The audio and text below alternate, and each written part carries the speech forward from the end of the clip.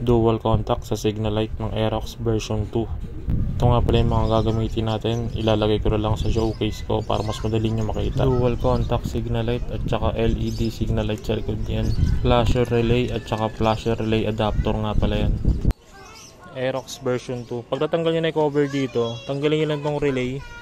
Ito yung may relay sa loob niyan. Yan dyan sa may, ito yung susian eh. May relay dyan na nakalawit. Ito yan. So ito kasi nahugot ko na. Pag nahugot nyo na itong relay, ang ipapalit yung relay dyan, ito. So, itong relay na ito ipapalit natin dun sa loob para hindi mabilis umilaw yung signal light. Kasi kung yung stock pa rin gagamitin natin, mabilis iilaw yun.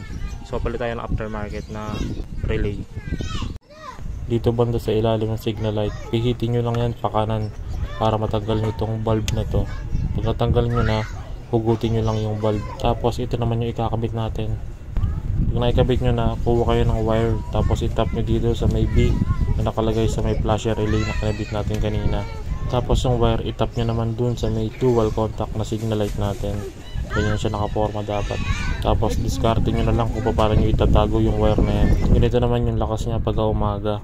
Diba maliwanag at kitang kita talaga kayo kahit umaga.